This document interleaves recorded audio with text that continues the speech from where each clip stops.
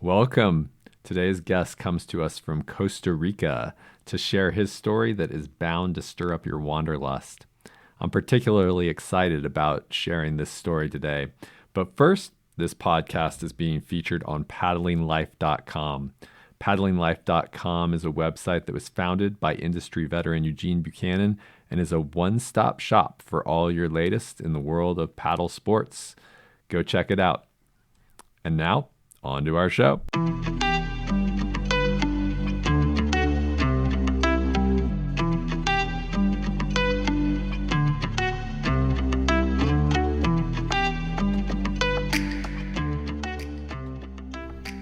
Hello, and welcome to Tales from the Crypts, a whitewater storytelling podcast. I'm your host, Kevin Cripps. Today, my former guest, Russ Gartner, has earned a coveted spot back on the show, this time as a co-host by recruiting an awesome new guest. A couple of months ago at an event in Costa Rica on the Rio Pacifico, I get a message from Russ saying that I've got to talk with a Tico there that he's met who has an amazing story. Now, Russ can get a little overly excited about things, but after vetting his story, he had me hooked when he told me that the guy started out in whitewater by learning how to roll an innertube. So, I'm going to hand it to Russ to do the introduction of our guest today. Russ Gartner, welcome back to the show. Thanks, Kevin. Big hugs, big love to you. Cheers, man. I stumbled upon a gem down here in Costa Rica. I'm so happy to have him in my circle. A few of you in the kayaking community might know that I don't know. You might have been at the Adidas Sick Line in the eddy next to him. You might have been at the North Fork Championships next to him. This Tico that's traveled the world, and he's just about to tell us his story. And I'll tell you, if you've been on the river next to him, you have not forgotten that. That is an experience. And here's a guy who brings not just energy and stoke, but a whole experience. And it really encompasses what we all know as Pura Vida. So this is the Pura Vida I bring to you. His name is Andrey Coto Robles. Go! Say hello, buddy. Hello, thank you very much for the opportunity to be here and talk about rivers and beautiful love and experience. It's a pleasure. I feel very thankful. And I'm like a son of the river. Like the river showed me so many beautiful things, beautiful people, a way to live. I saw the river like a teacher, like a boss, like the most powerful energy I ever feel. And I love to be on the river every day. I love to share this experience with my friends. And everything started when I was a little kid. Like I grew up next to the river, and I was very lucky because I was living so close to the river. And my first big dream was to become a kayaker because we spend all day on the river swimming, eating fruits, going down the rapids in inner tubing, and just play around. And we saw kayakers passing through, and we're, oh, those guys are very lucky. They are all day on the river, and they look so happy and having fun. And behind my house used to be a play hall. So some of kayakers in that time, freestyle and playboarding was very big here.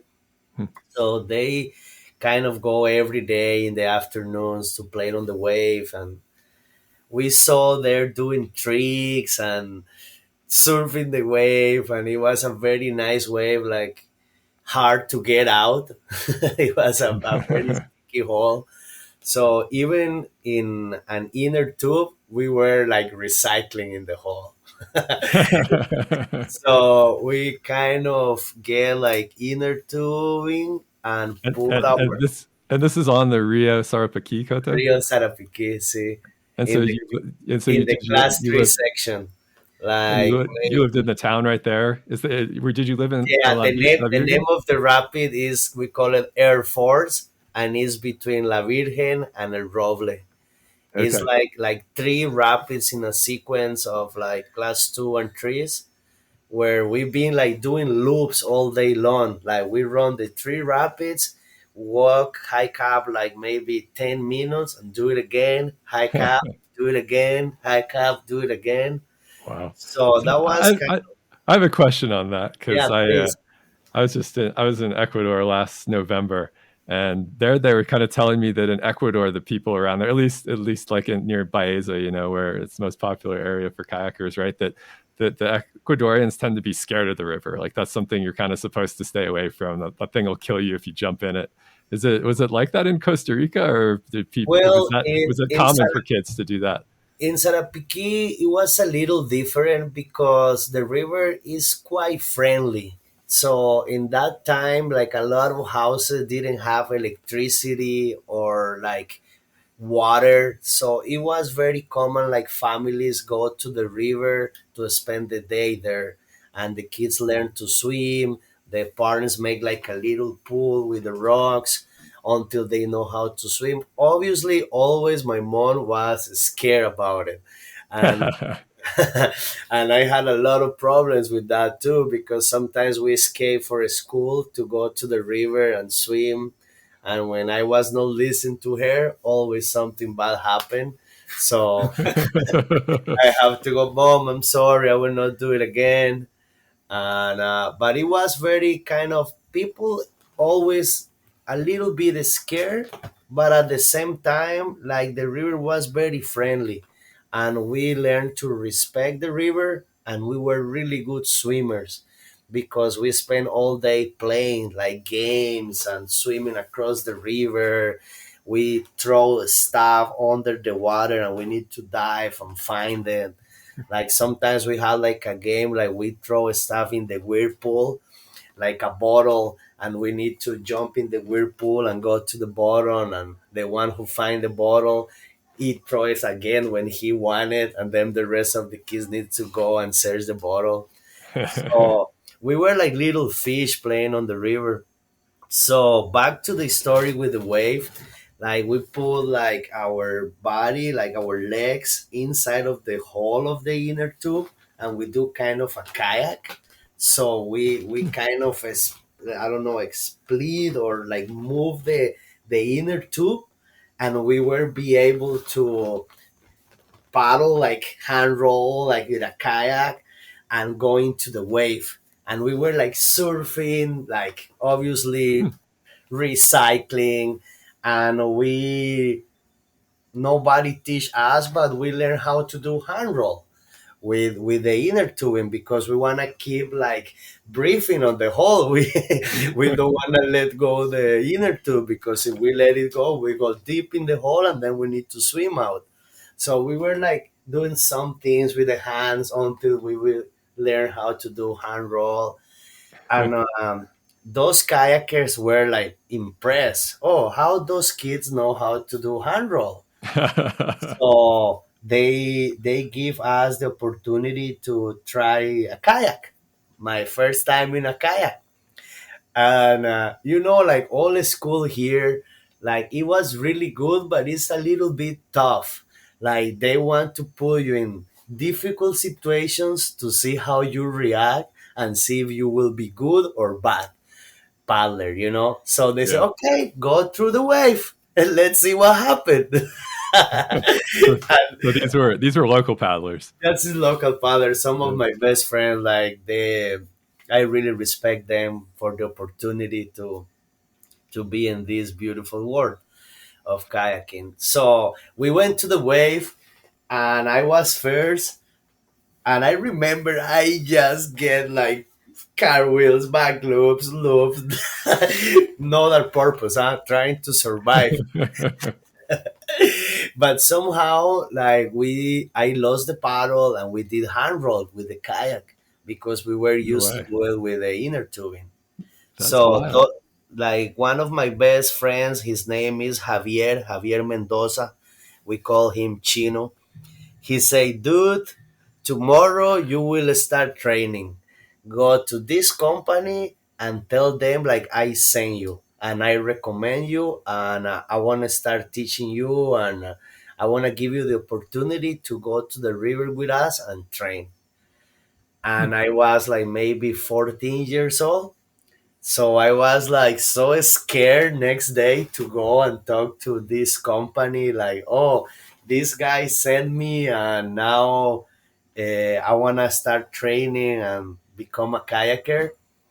And the name of the company, like, I'm very thankful with them, is also Aventura del Sarapiqui.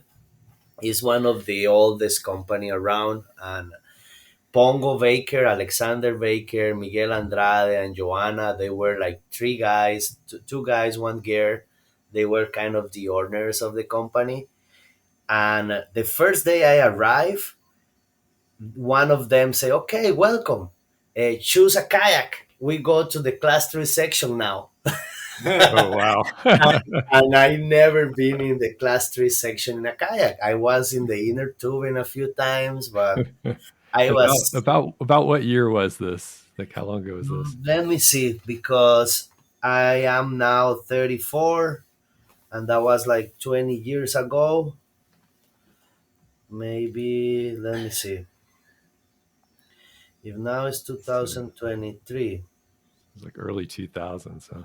23 minus 20 years. Yeah, 2003 Okay. around. And so you were 14 years old at this time.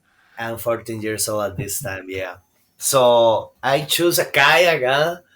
And they have like a school bus where they like take the people up to the class three. I remember that was it's just 10 minutes from the company to the pudding, but that was the longest 10 minutes of my life. I was so scared about road the river. And well, we did the trip. I because I no one teach me how to do the skimo roll, and sometimes I was not be able to do hand roll. So I remember I rescue myself like maybe six times in the whole run. Like sometimes I flip, I do hand roll, and then I need to go for my paddle. And in that, like 20 years ago, the volume of the river was different. It was like pure, no dam. It was like big, big river. A lot of futures and holes and wave and boulders. It was a very magical place. And I was so sad at the end. I was like, oh, these guys will don't give me the chance to start training because I rescue myself like six times. But because I was a good swimmer, I rescue my kayak, I rescue my paddle, I take out water out and then go again. And at the end But of the trip, they come to me, and I was a little sad. Huh? Like I was like, oh no, I didn't do a good job. And they were like, no, welcome to the team. You nice. you rescue yourself and you don't make the trip longer. That was the So criteria. yeah, from now you welcome in the trips. So that was the beginning of like a beautiful time. Like the next maybe I don't know 3 4 years, I was going to the river every day, sometimes two three times. And this company give the opportunity to guides from all over the world to come and work the summer with them. So I was like the little pet. I was like the little kid, and all those like talented people and guys from all over the world start like teaching me new techniques and helping me with so many stuff. And I from the my understanding in that time for water, it was really good, because in the inner tube you cannot navigate the river easy. You need to kind of like learn how to the currents move. And I think that was one of the keys and the gift from inner tubing. Like I was be able to navigate the river very good. And all those guys become good friends of mine.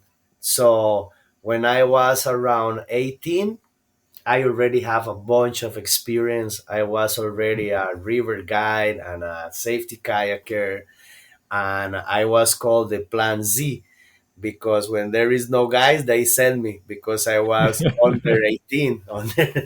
But I did a good job. And I was like, in that time, also the guys were like a little, like, you have to do this, you have to do this, you have to do this, you have to do this, for them be a little bit more relaxed and lazy. So they pulled me to prepare all the gear, pump all the raft. Whatever happened was my fault. So and that Yeah. at the How did- moment it was quite frustrated because I was like, oh, you don't help and you made me to put just because I'm like the beginner. But later on, when I grow up, that was the best gift because they teach me how to work and they teach me how to make a logistic and make like a good trip and know what everything involved in a logistic for a whitewater rafting trip.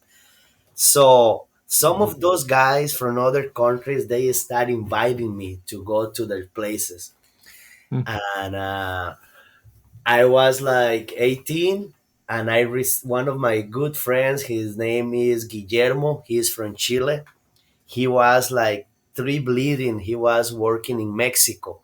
And he said, dude, I will love you come to Mexico and work. I help you. You just need to come here. And I was like, like I didn't have money for the flight. And I went by land because it was so cheap. So I pay a bus from Costa Rica to Mexico. I spent like 5 days by myself. The, the Uh, only the only person. Hold on a second, Koto. How did you get here today? How did you get to this podcast today with me I and don't Chris? know, like No, good. I mean like from your sleep. Did you take a bus? How did you get here? Did you walk all the way here? No, I get my bus. All right, here we go. I guess we should add that you two are in Costa Rica. Yeah. Greetings from the barren jungles of Costa Rica. Sorry. So, Yeah, so Koto, how's your mom feeling about this trip to Mexico? That's what I want. man, like that was like something very special for me because me and my mom we have a very deep connection because my dad when I born he left, so my mom have to be dad and mom since when I was a baby. So we've been always together and working hard and make things happen and because like whitewater rafting and kayaking, I start like getting some income and helping the family and Mm. paying things and like I was very successful in that time because I was making so much money going to the river 2 3 times a day. I remember like I start before like really become a safety kayaker and rafter. I start working in a pineapple factory, and I was over the sun, over the rain. It's still not like 18 years old, so I'm just allowed to work half day. But still, it was so tough and hard. And I was one day I said, "No, this is not for me. I wanna go back to the river. Like even if I have nothing secure, I don't know what will happen if I wanna start working or not. I wanna go back to the river because it's what makes me happy. And I know little by little, I wanna start working with that." And it happened. So my mom was the only one who support me, and she was like, "Oh, I'm so sad. I know, like this is gonna be so dangerous, and it's gonna be a big adventure for you and for me. But I know that's your dream, and I know it's what you want. So I wanna be sad, but I wanna help you." So she saved some money and she helped me to pay the bus to Mexico. No way. That is super cool. Yeah, that was like so crazy because it was in a time where it was a lot of gangs and like it was like Honduras and Guatemala and it was like very dangerous country in that time.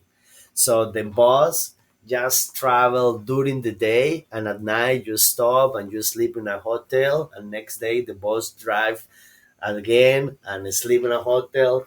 So when I get to Mexico, I was so fucking happy. I did you was did you have any sketchy experiences along the way, or did it go smoothly? it goes smooth. I was blessed. It goes smooth. I had just like maybe one bad experience in Guatemala when like a taxi driver kind of robbed us, but it was nothing serious. It was not dangerous. He just kind of leave us in a dangerous place, and he said, "Okay, give me all your things, what you have right now. If not, like I leave you here." So we were so scared, and we give. But fortunately, I didn't have much. So Wasn't much to lose. so at the end, I arrived to Mexico. I arrived to Oaxaca, to the Pacific area. There is a Mhm. river called Copalita.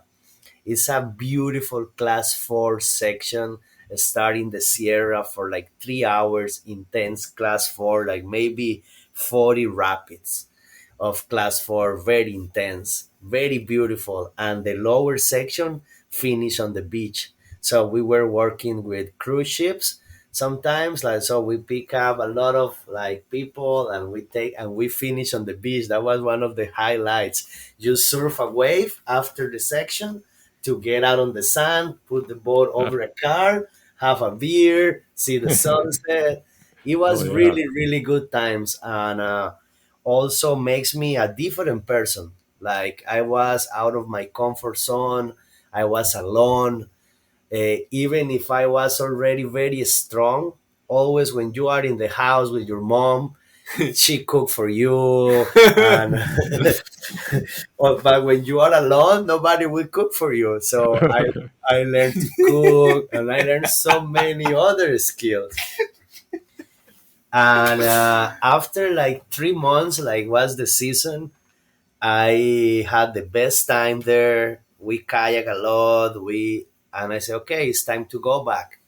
So I come back to Costa Rica completely another person. That makes me like grow so much and makes me see the life differently, because I get out of like the idea when you just live in one place or when you just live in one country, you think everything is around that and there is nothing outside. So it was like kind of click my brain to see like there is so much to do, and dreams come true even if I was not in a big like, I don't know, with a lot of money, I was be able to accomplish my dream and go to Mexico, because my dreams was always to see new rivers. So I went there. I had a great season. I come back with a little bit of money. I get so much experience, You took the bus back. and I took the bus back. All right, all right. But when I took the bus back, I was more like, relaxed. Actually, in the way back, I spent like maybe 3 months. On the way there, I spent like 1 week, because I said, okay, now I'm going back. I want to try to kayak on the way and see some rivers. So I contact some companies on the way, and I say, I'm passing around there. I would love to see the rivers. And some of them answer my emails, and that was fun because communication in that time, it was not like internet, like how we know internet right now. Yeah. I remember to call my mom. I have to go to like a little like place office. You pay for minutes, and I call to the takeout of the class 3. It was a public phone, so whoever answered the phone, I tell, can you go and call my mom? Tell her like I wanna call in half an hour, and Oh man. and she will give you a tip. So this guy go to my house because it was a small town, everybody knows each other, and then my mom come to receive the call. And then like sometimes it was a line. So man, that is so funny how everything changed right now. Like you can see her, or I can call and see, But in that time, it was like that. So I pay a guy to call a public phone, and then whoever answer go call my mom. She come, and then like we talk for I don't know, half an hour or something like that, and then like So when I was it that she didn't have a phone in her house, or just that you couldn't call no internationally? phones. No I've phone at seen all. this. I've witnessed this. It's still a thing in Costa Rica. There's this one phone booth in the middle of these very small towns, and that was like the party line. Whoever answers, it's Wow. just like you said, dude. That's And by the wild. way, I mean, let's our next kayak adventure after we get done, Crips, with our next week long kayak adventure. Let's just take 3 months to get home. I like it. Yeah, so it was a lot of things involved and a lot of kayaking and learn and experience. And so when I get back, I was different than all my friends already. Like they had different goals, they start having families and different stuff. But my passion, my love for rivers, it was on fire. And Yeah. then I spent like maybe like 2 years more in Costa Rica, and then a friend from Italy, same thing. He was like, "Do you want to come and work with me this summer? I'm the owner of this company, and I love you, and I love how you work.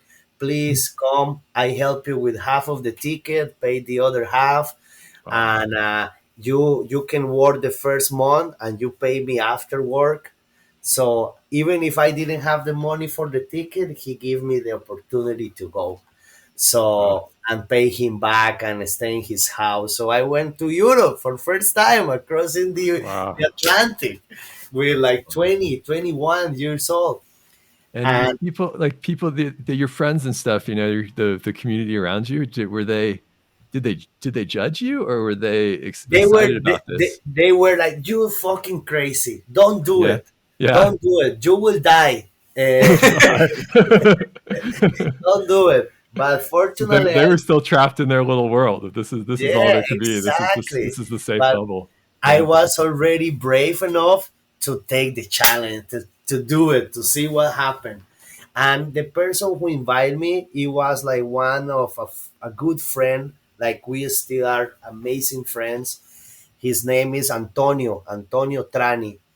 He is amazing. And when I get there, I start working with him, and wow, we had one of the best seasons of my life. We were living together like five guys in a house, working together. We were a very good solid team down the river. We were good, everybody was safe. We had like really really epic times, and at How, the end of the season how did I had how did the language barrier work? I mean, oh, I know that's a good Spanish and Italian are question. similar, That's but a yeah. good question because they only speak Italian. So you have to be good enough to take them down the river without asking for help because you cannot speak their language. So you just know how to say avanti, avanti, ragazzi, avanti, which is mean go forward, go forward, go forward, get down, tutti dentro. So those two commands were like good enough for take them down the river. That's awesome. And obviously, you are exposed to a new word, to a new language, to a new culture. And when you hear the language and when you like are involved with them. I remember after every trip, I come back to the house and I was a student taking classes, asking everybody. So every day I was learning and practice, learning and practice, learning and practice. So very, very fast, when you don't have another option, you get the best of you. And very, very fast, I was speaking Italian, and I I was like, By the way, I went to a pizza joint with Koto. and this pizza joint was first generation Italian guy, and I don't speak very good Spanish, and I don't speak very good English, and these dudes were speaking in Italian. Completely lost Russ, man. I'm out. That's right. Take me to the river. They probably weren't Yes. expecting that. Also because the rivers and traveling and all that, like that teach you to learn and be, like adapt to the situation you are. So it was magic because now I can speak Italian for that opportunity. But that was the second time it happened, because the first time when I learned that was when I was trying to learn English. I'm still learning. But in that time, I only say forward, stop, Get down. get down, and I have like, I don't know, six poor clients from the States, or like 2 hours with me down the river. And I remember, like, I say like one time yes, two times no, and depends of the face, the reaction. I say no, no, no, no, no. But I didn't understand what they are saying at all. So I get classes too. I went to school to try to learn, and I have teachers. So I write like the safety orientation, safety talk, like, and I translated to English, and I was kind of learning the how to make the trip safe, even if I was not be able to speak about anything else. I know how to say whitewater swimming position, swim back to the boat. If the boat flips, stay calm. Grab the rope like this, grab the paddle like this. All that important stuff. So little by little, I was learning, because at the beginning, when you learn a new language, the hardest thing is you are shy, and you sometimes you know what to say, but you don't want to say it because you think you are wrong. So that like when you cross that gate, you start learning. When you realize like you are learning, and who cares if you speak good or bad, like try it, and little by little you get better on it. So that helped me with English, that helped me with Italian, that helped me in Brazil. I was living in Brazil 2 years, and I learned Portuguese. Oh, So wow. at the end, it's like you learn how to learn. And the river family, the river community always help you. If you have a paddle, if you have respect, if you humble, doesn't matter where you are welcome.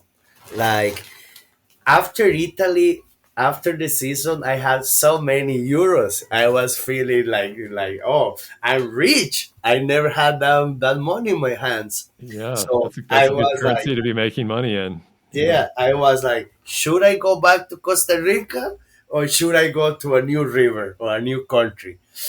And the answer was like, well, in the worst case scenario, I go back to Costa Rica. And this is not the worst case scenario. So so I was working the season with a guy from Pucón, from Chile, and he was always telling me about the waterfalls and about the rivers. And he is a local, Jose Paulo Soto, and well, he was talking so much about Pucón. Like at the end of the season, I fly with him to Pucón, and I spent there like maybe 6 months, and then I moved to Futalefu. My kayak skills there like grow up so badly. Like I was so like, because here we have a waterfall, and I've been jumping that waterfall many times, but in Pucón I was be able to do bigger waterfalls. And everybody, even the guy at the store, is a kayaker. So everybody's talking about kayaking, everybody wanna go to the river. I remember like it was very cold because I arrived in the springtime, like maybe September, October, but Mhm. it's where the rivers are so high, and I am drinking tea next to the fire. I for sure I don't want to get out of the house, and they are going kayaking, and I'm like, "Fuck you! I'm not going." And they are so beautiful, and this is what I love this community. They put my kayak on the rack, they put my gear, and they say, "Fuck you, Tico, come with us. You have no excuses." And then at the end of Nice. the day, I was like, "Guys, thank you. I have the best run of my life. Thank you for this love for this community." In Chile, they have that. They are like a crew. They are together. They put all the powers together, and then everybody go and have fun.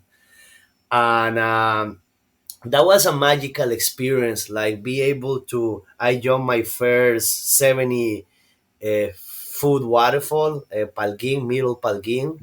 That Mm-hmm. was one of the highlights of my life. Like I Wow. remember I saw this waterfall like maybe 10 times, and I was so scared to do it.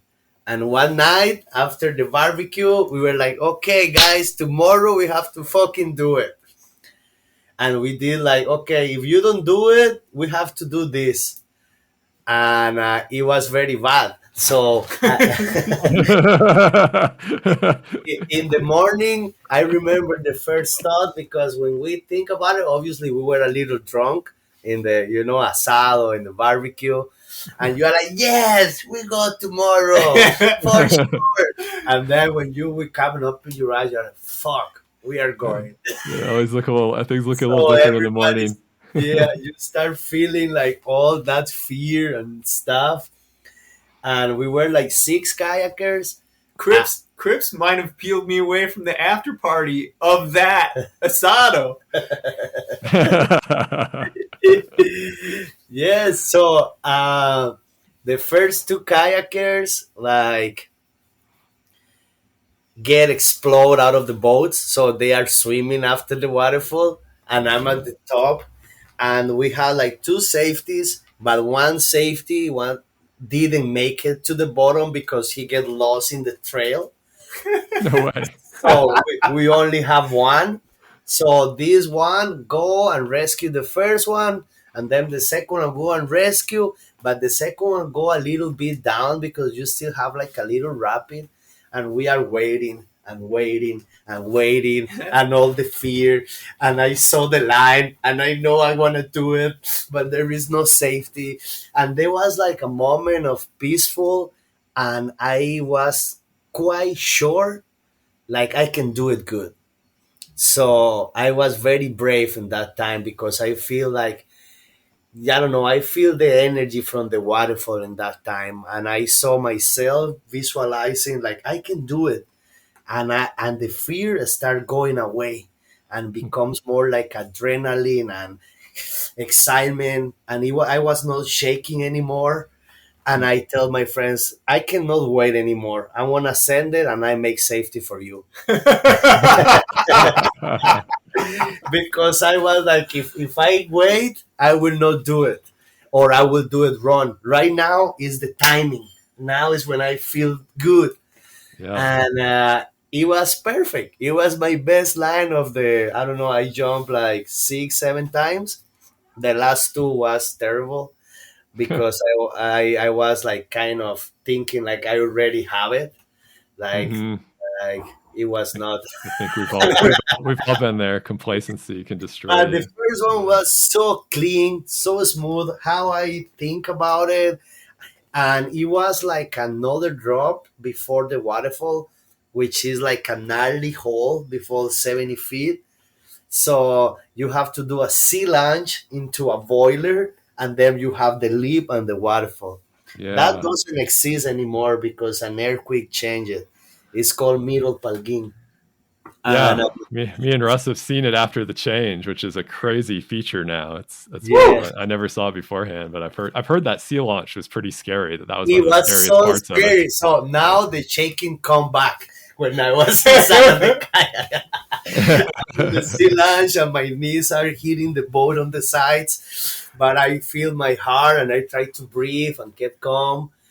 And I don't know, when you have like the decision to do it, everything goes well. When you have the determination about it, and when you want to do it and you are happy doing it,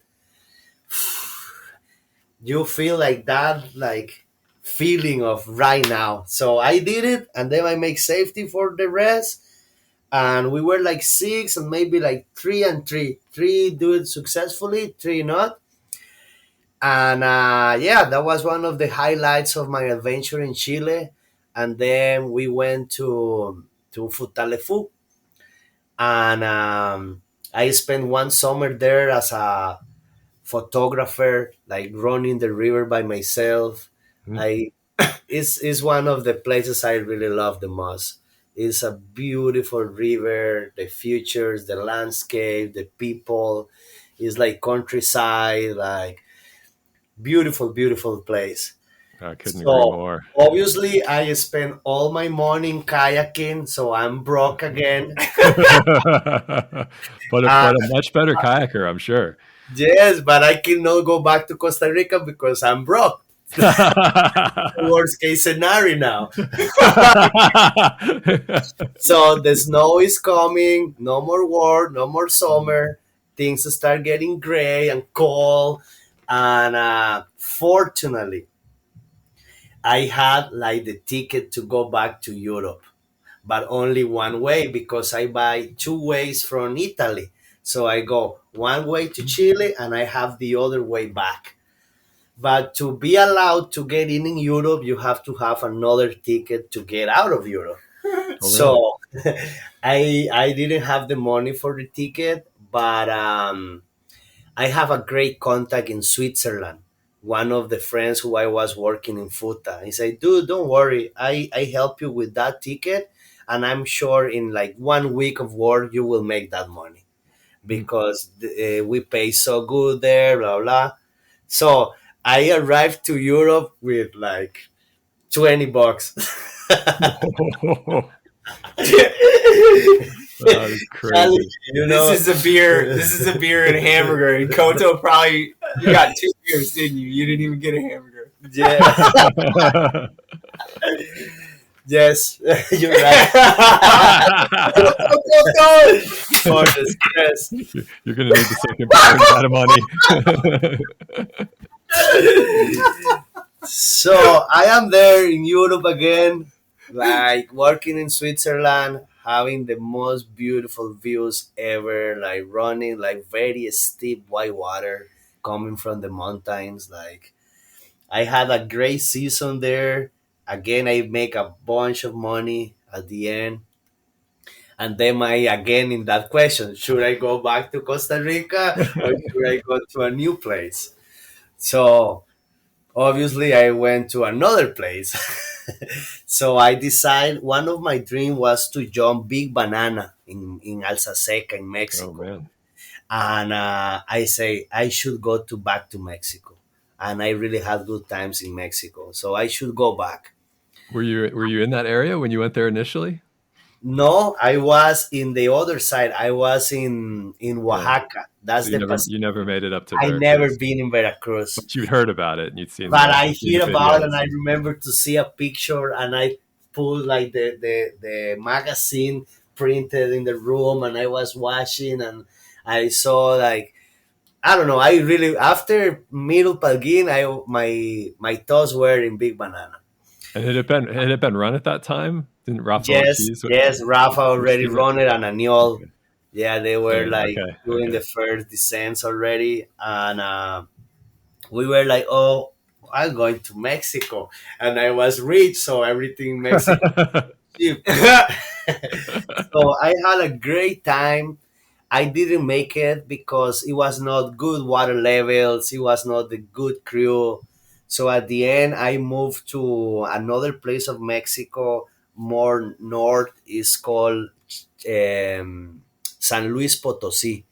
Like you have like waterfalls, and I work a little bit there, but on them like the season was gone, and I have to start doing other types of jobs because there is no work on the river. So that's also good about traveling. It teaches you how to learn new skills. So I was working in construction. I was driving a truck. In a foreign country. Yes. Okay. Because Are there any laws around like work visas, or you just go and show up and say, "Hey"? no, need a job? always the river community. always, Okay. Oh, I always your see. friends, always they recommend you, they help you. I Gotcha. remember one of the jobs I have was like driving a machine. I don't know how you call it in English, like bank hop. It's like you have like I don't know, something in front to pick up land, or and on the back you have like an arm, A backhoe. a bajo. Hmm. So I never drive that, but my friend was tired of the workers still things from the machine and steal diesel from the machine. So he was like, dude, I prefer you work for me even if you don't have experience than give the machine to any of the workers because they never do a good job. So he Okay. was teaching me how to use it first. So he was like, do this hole and then from here to here to here. It was like PlayStation. I have like two joysticks. It was like a big machine. And then he was like, now cover. Fill it back in. Dig a hole. Fill it back in. So it was a little bit like a logistic on the river because if there is one guy carrying the material, another guy putting in the roads, another guy like making the sidewalks, another guy like getting the material from the mount. So it's like a trip leader and guides. So I worked there like 3 months, and then no, this is not for me because it was like I don't know 20 hours work. You start like very early, and the guys were very ambitious, so they don't want to stop working for make more money. And if one don't want to stop, the team cannot stop because everything is together. So it was not good. So at the end, like I was like, no, I should go back to Europe to make money. So I went back to Europe, and this time I go back to Italy, and I work another season there, and then I was like, now I want to go to Brazil. Nice. So I went. My plan was go to Brazil and then go Chile, Argentina. But I get to Why? Why? Brazil Why Brazil? because friends and recommendations. Brazil is huge, and the carnival and the pretty girls and the happiness and a bunch of rivers. So I was like, okay, let's go to Brazil. Did you meet Pedro? Yes. All right. Eso. Eso, eso. Yeah, he's a very good friend. And I get to Brazil and I get in love right away. Big rivers, fair descents, Pretty girls. pretty girls. The people so happy and friendly. They always make music. They are always happy, even if they are having a bad time. You see them smiling. So after Call Europe, I was feeling like home. I was, oh, this is like Costa Rica. It's like more tropical. People is more smiley, more like friendly. Well, I spent 2 years without coming out. Wow. 2 years recycling in the eddy, like teaching, learning, kayaking, rafting, having great times, bad times also, as normal. It's like a roller coaster. And the bad times in the moment, you are like, oh, why this is happening? I don't understand. And sometimes I was crying alone. What? Why this? But right now, I'm so thankful for those moments because that's where I learned the most and give me the superpowers and give me the lessons and give me the things like if I don't pass through those moments will be harder to understand. Like So what? Like what happened? There was something in a Brazil few that things happened. I remember. One of that it was like I went to the World Championship of rafting because it was next to me. It was in Foz de Iguazu, and one of my best friends after I went to have to do a course for be a judge. So I went there, do the course, practice in the World Championship. It was great times. And after that, I wanted to stay a few more days in Foz.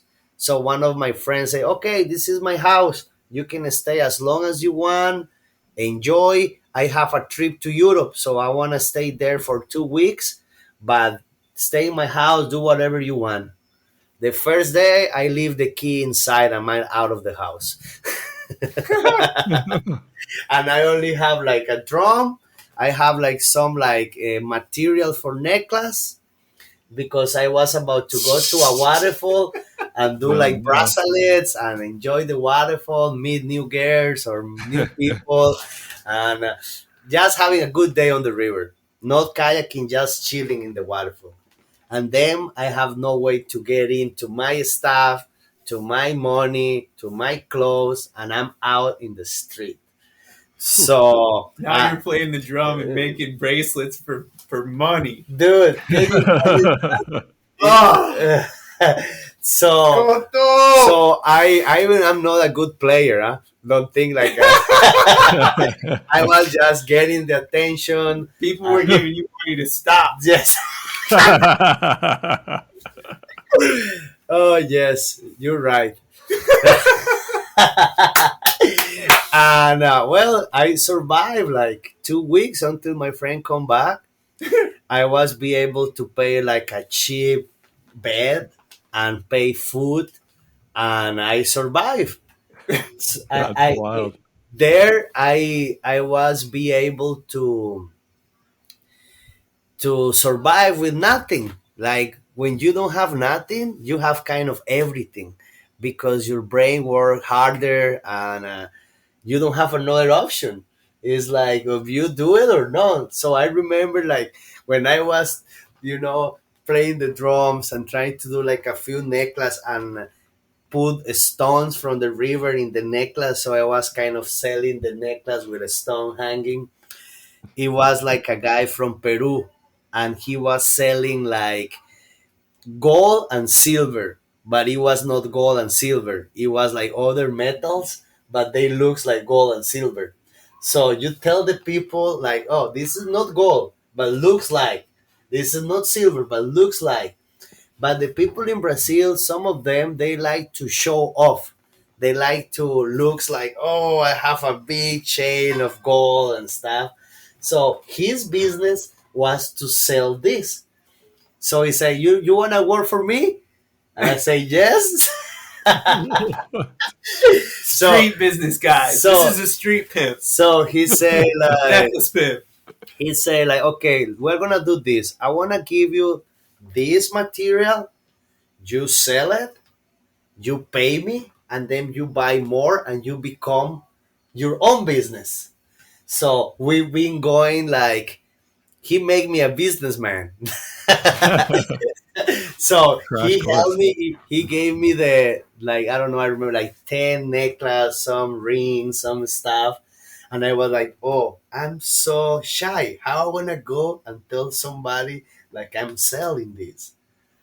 And then is where I one of the biggest lesson I learned. Like, never be shy of be who you are, and if you're respectful and if you are not doing nothing bad, every soul, every person is the same. Doesn't matter how you look, doesn't matter who you are. I can talk to everybody now, and I'm not scared because I'm very respectful. And that was one of the biggest lessons of being in this situation. So right now, for example, if I need to communicate or find something or help somebody or talk with somebody, I'm not shy at all because I had to do that for surviving before to get my food and my money for the room. Every day you wake up and you don't have money. And you are like, okay, I need to sell two necklaces, two earrings for food and sleep tonight. Wow. I hope my mom don't hear this, huh? Because I was telling her always like, no, mom, is everything good? I'm having No problems. no problems at all. So after this, like my friend come back and say, "Oh no, it's time to go back to the river." So I get back to Futalefu, and when I get back to Futalefu, it was like I don't know, best time ever again. Be back in that place. It was my second season there. Lots of friends. Getting out of that, like difficult time of my life, and I had a great season, and we were like kayaking every day, doing like top to bottom, the upper section, Infierno Canyon, Terminator, Casa de Piedra, having working as a photographer. So I was like in a very good shape, and I met a lot of guys, a lot of kayakers. Some of them like very famous and pro. So they took me under the wings. They were teaching me, taking me to the river. And after this amazing season, one of my next dream was to go to the Baker down south, Mhm. my favorite river in the world so far. It's Wow. is like so big and amazing. You have like three canyons, big water, big futures, like coolers. Like you just go and it's like a roller coaster. All your kayak going to the cooler and you just fly somewhere. Big like booth, beautiful gorge, like kind of turquoise water. The locals say is like the glacier have so many stars, so when it melts, the color of the water gets the color of the stars. That's cool. Magical place. And I was with Evan Garcia, with Ian, with a couple like amazing paddlers. Like when you are next to them, maybe you are not that good, but they makes you feel safe, Hmm. and you challenge yourself more and you charge more because you are with a very strong crew. So Did you feel ready for the Baker when you went down there? well, they say like you need to train the whole season in Futa to go there. So I was feeling quite ready. But when I get there, oh my goodness, I was not ready at all. The Wow. first run, you go in surviving mode and you don't know where you're going. I remember like you need to really understand water. You really need to find the exit of those big massive holes and big massive waves, Hmm. because you are like a little leaf in the ocean. You cannot control those currents. I learned there to you don't read the line as normal, like you see ahead. No, you see what is happening around you, Hmm. because all the water moves so crazy. Like even if you want to go over there, if you don't know what is happening here, you never will get there.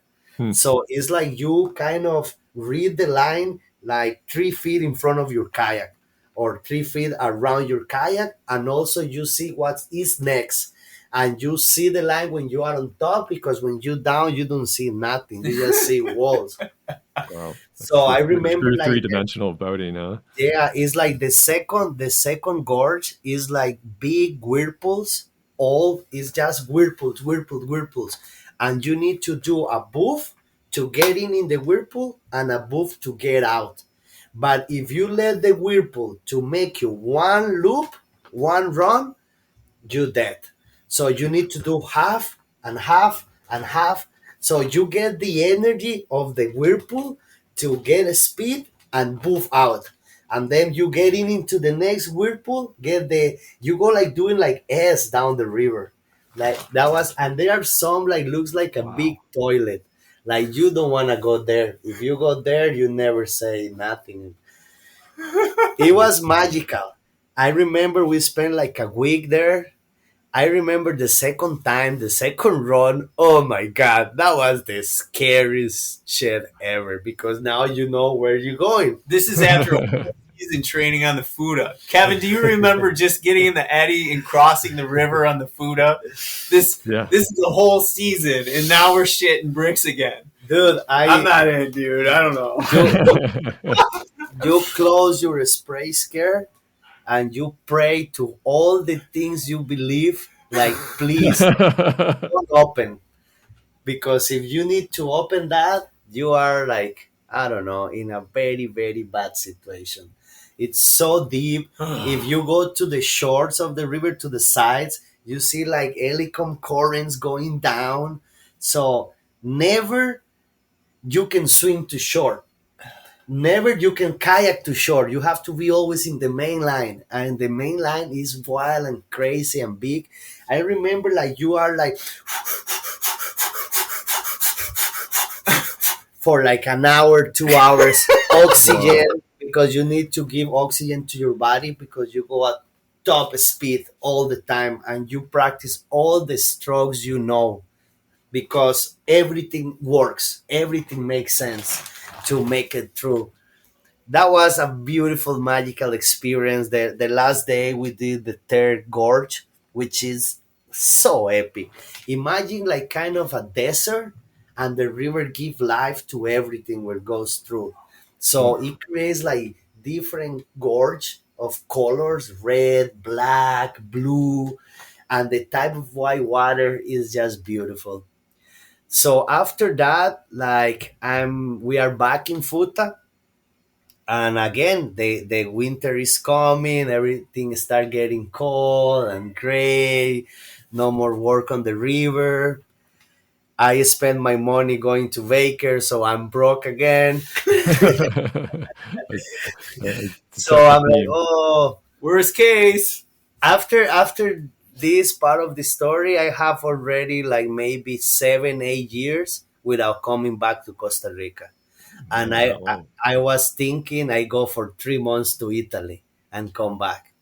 Originally. Turns Now But he's into been eight gone years. 7 years. just searching rivers, like No, following my now, dream. now your mom must be a little bit worried. Oh yeah, poor her, dude. Like she was like always like giving me support and love, and I was communicating with her all the time, and she was so proud of me and so happy because I'm following my dreams. Obviously, she was also very sad and missing me so much. And like a normal mom, she thinks always the worst. Oh, is what is doing? Is he in danger? Is he doing that? And I was, no, mom, don't worry. It's all good. I'm having the best time ever. It's because I was sending money to help. It's not like I can, mom, I need money, help me, and Yeah. she helped me. So I was always giving support to her and love because it was not like so easy to ask for help. Even if she wanted, she was don't have the tools. So I prefer to always say I'm good. So she was tired of, mom, I'm going after this season. And then somehow some things change, and well, I was in Futa like one of those like weeks, like you feel a little low. I was a little tired of trying of new cultures and new countries and new language, and like always you are new. You learn so much because you adapt, but also at the same time you get a little bit of tired. So I say now it's time to go back. And Hold on. So, just to preface this, he just said he was tired of learning new cultures and seeing new countries. Okay, okay, Koto. Everybody get your seatbelts on. Fuck, dude. Koto!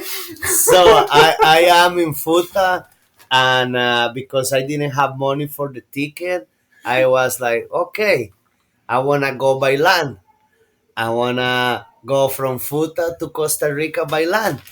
So, but I don't have money for the whole trip. I only have money for the next country, to Peru.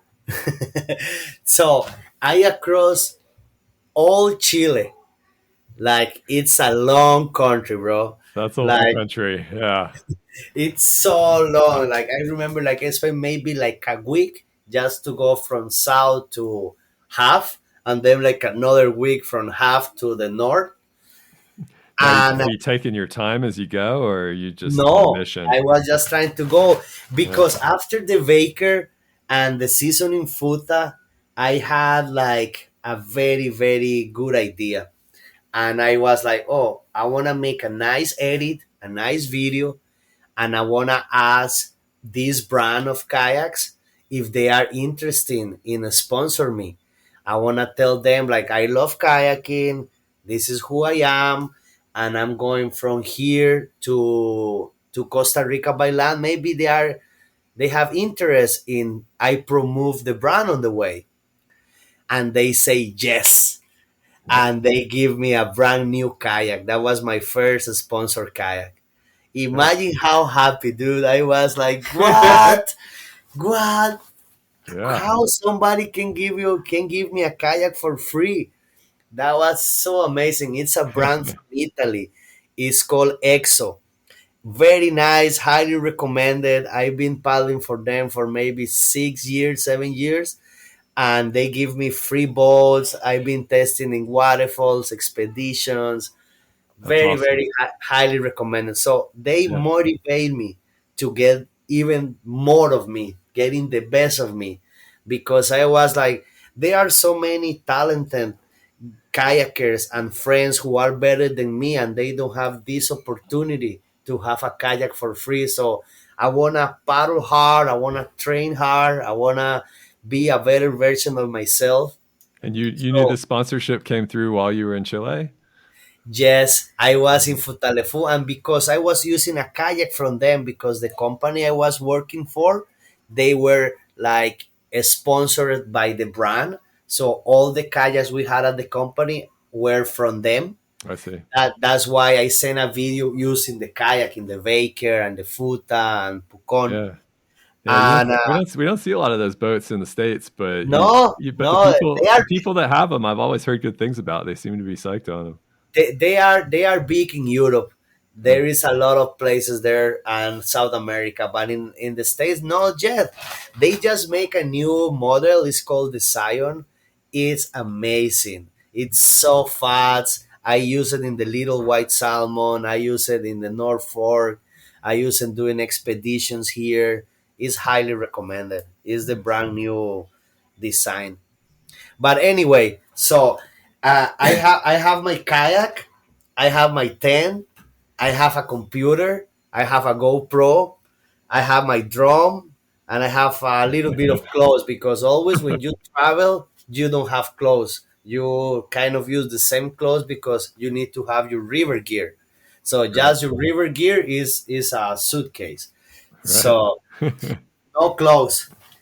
And And he's gonna now hitchhike home. so exactly. So I start my move and I send my kayak to the border, and then I went by bus to the border from Chile and Peru. And I had a recommendation for a friend to go to the Marañón River. With the Marañón River is kind of the longest source of the Amazon. It's like the source to sea of the Amazon. And there is a guy, a very good friend too, Rocky Contos. Hmm. This guy teach me a lot about expedition. I was working for him like, I don't know, like maybe 6 months, running 2 weeks trips in the Amazon. Oh, cool. And this guy, well, a friend say, "Oh, you should contact Rocky Contos. He runs trips on the Marañon, and it's a very beautiful multi-day, 2 weeks, nice whitewater." So that was my first contact on the way. And he said, "Yeah, I have a trip. Just come." And I get to the border, and when I get to the border, they ask me for a visa. The Peruvians asked me for a Costa Rican. I don't know, never happened before in South America, Hmm. but this time happened. Like I need to get a visa. So I'm in the border. I'm talking about this maybe 10 o'clock, and it gets dark fast there. So it's already dark. I'm at the border. I'm going by land, not with a car, by bus. So it was hard to get a bus to the border because no one wants to take me with a kayak. Sure. Well, at the end, I get it. I This guess, this by the way is the Atacumba Desert. This is the Yeah. land gap between species, and he's now stuck at a border. I'm just saying that out Yeah, loud. yeah. Like the one of it's, the driest places in the world, right? Yeah. yeah, and I'm there, and they don't allow me to get in. The bus continue, and I'm there at the border, no way to get back. Oh no. And well, another big time of my story. Like I went back. I get a ride. I went back to the beach because there is a beach close. So I said, I want to camp on the beach. It's safer than here. So you just So hitched a ride. You hitched a ride to the beach. I hitched a ride to the You closest have, beach you have your boat with you at this point, or? with my boat always because I just get it brand new and all the project just start. I cannot let go my boat Oh of man. like my journey for South America. So I went to the beach. I camp. Obviously, I tried to surf some waves, and a massive wave came and destroyed me.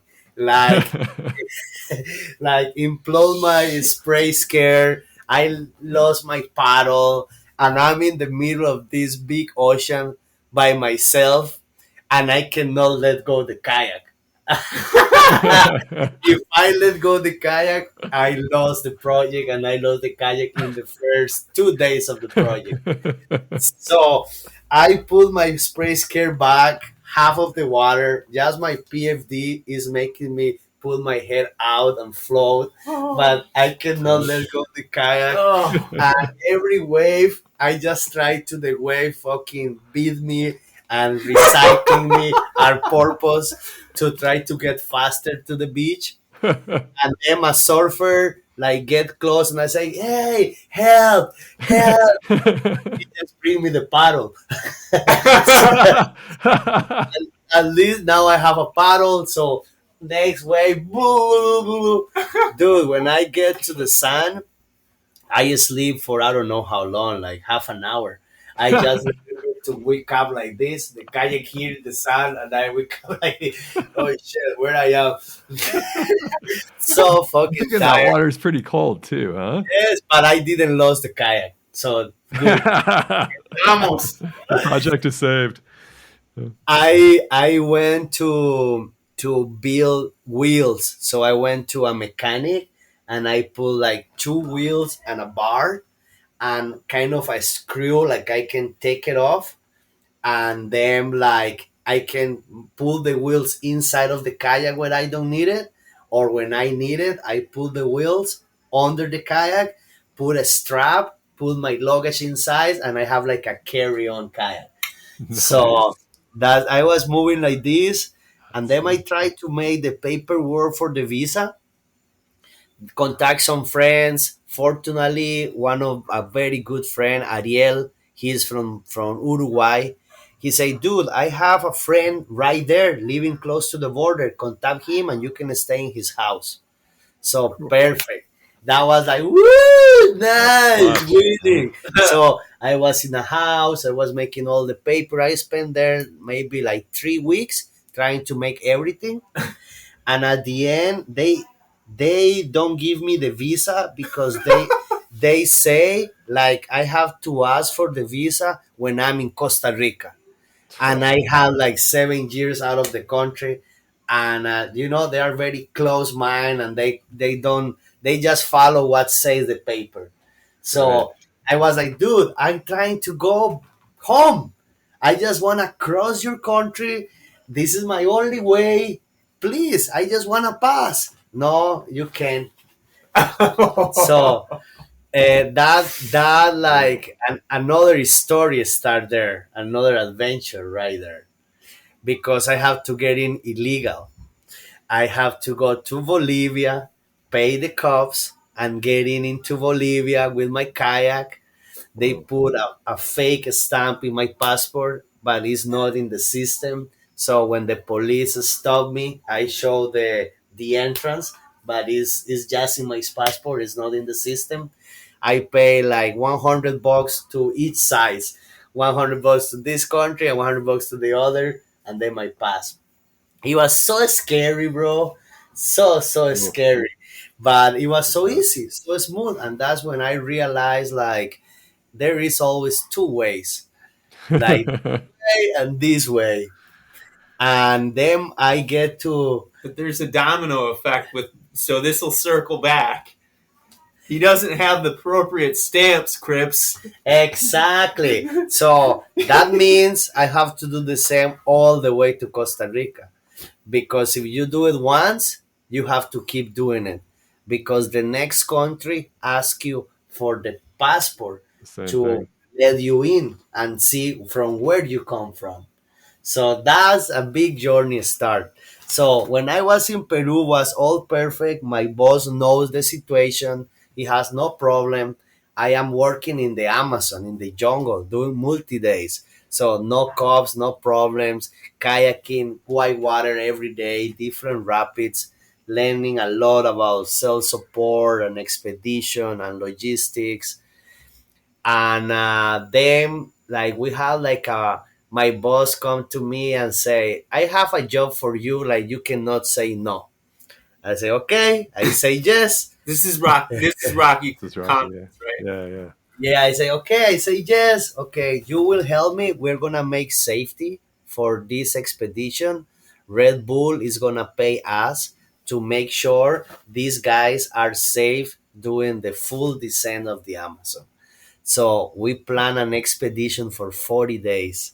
We hike 3 days to the glacier, to the mountains, and we start in the glacier. When we get there, after 3 days hiking up, like I don't know how many feet, but it's like 4,000 meters high.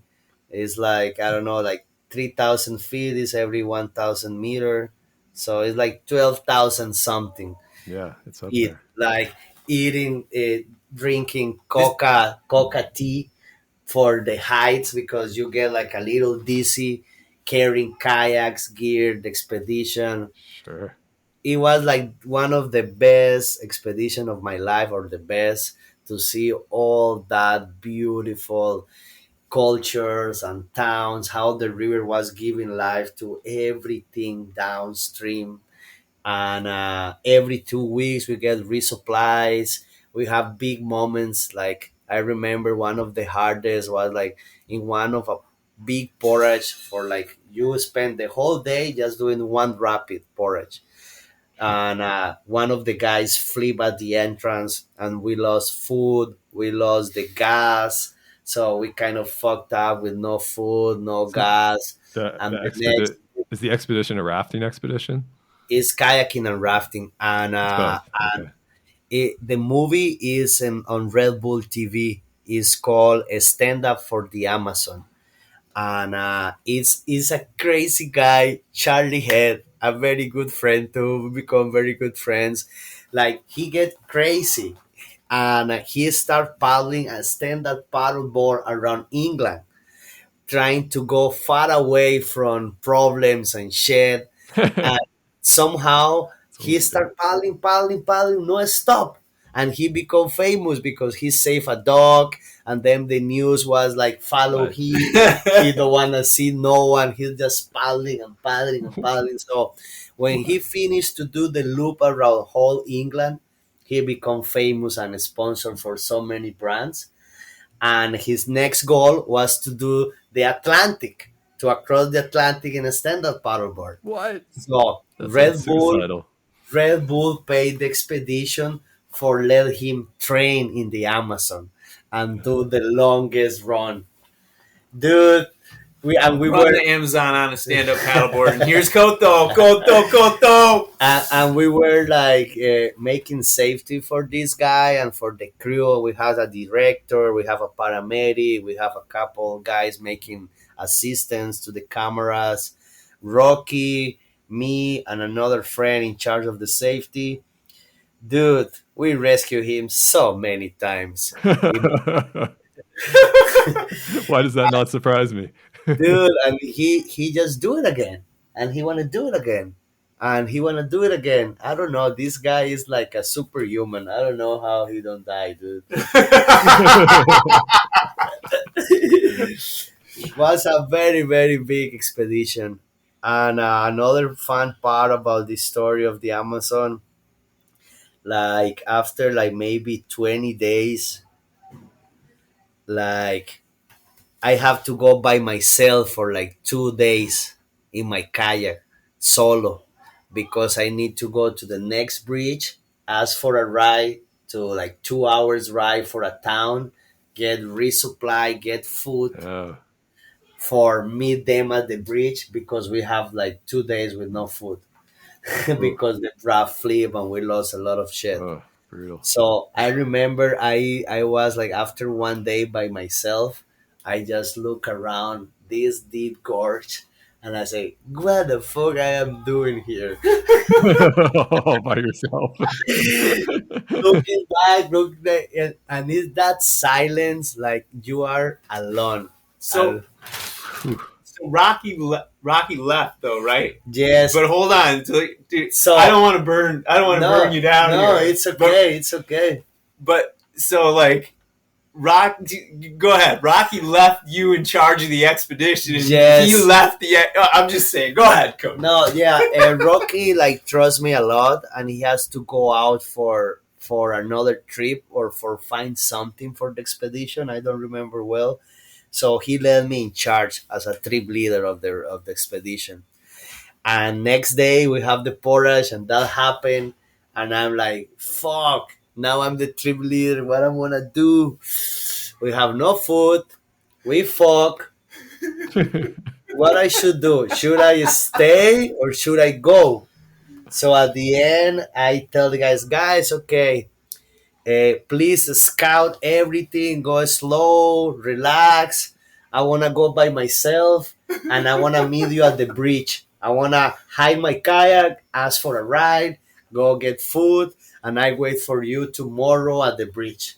When you arrive, I want to have food for you all. Hey man, And this is where years of improvising over all those trips probably helped you out, huh? oh yeah, and well, I was very lucky. I run the river good, and I get to the bridge, and I get a ride in a little car. So I went to the 1 hour something far away to the town, and I get resupplies. I get back. It was a very happy moment of the expedition when we meet again, and I have like food and everything. Another happy moment of this expedition, it was like almost the last 6 days. The river is like the Zambezi. It's wild, big volume, class 5 rapids, and there is a part of the river like we are not allowed to go. It's forbidden. The Indians, the indigenous say like if we go, we die.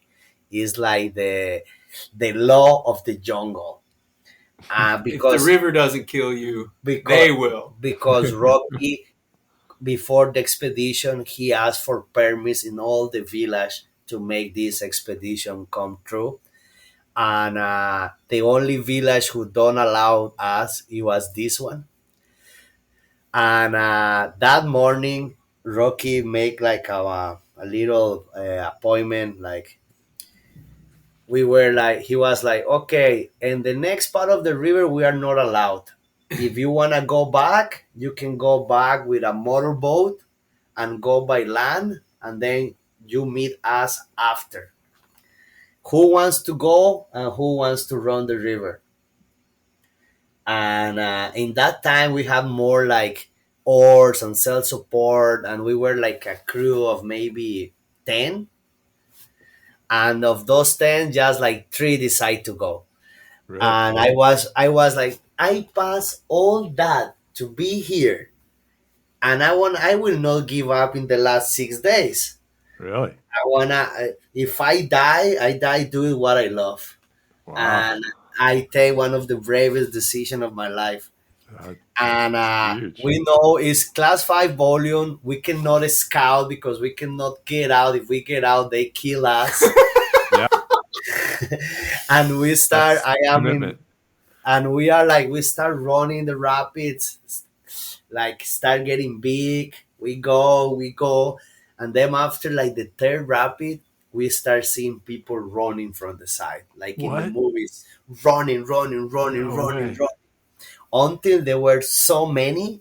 Like Rocky asked to us for catch an eddy, so we catch an eddy, and when we catch the eddy, like the whole village, kids, old people, young people, with all type of tools, like they What? want to kill us. What? And you are like in the movies just saying like hi, trying to be friendly. Like fortunately, Rocky is a very smart guy, and he get like a translator from the village before. So the translator and the angry people start talking,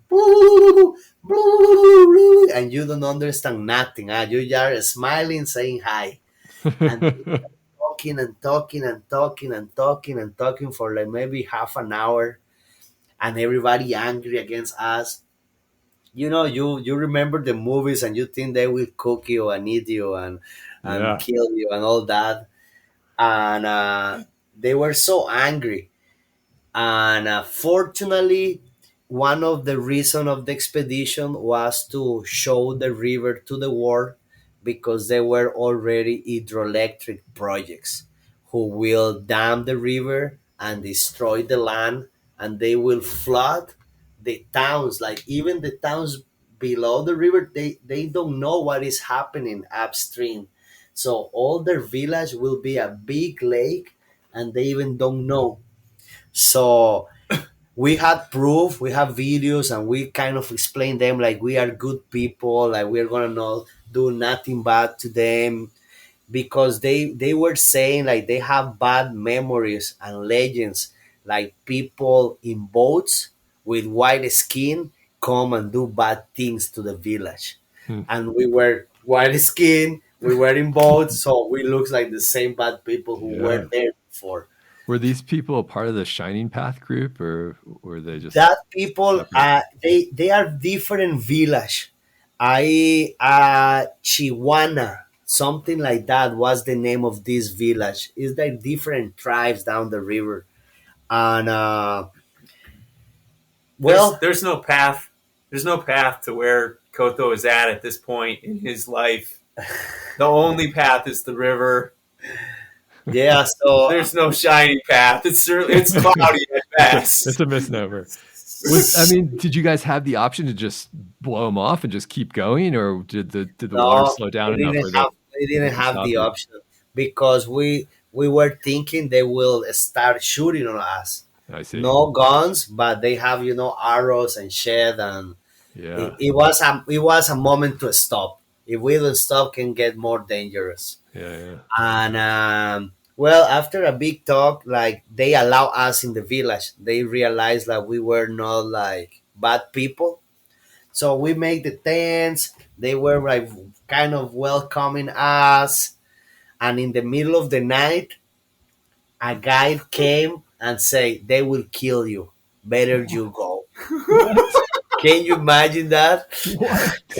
So we pick up the tents, and so in silence, and we put everything in the boats, and we start floating. So fortunately, that was like the river was so big, like in the middle is the main current, and on the side is so flat.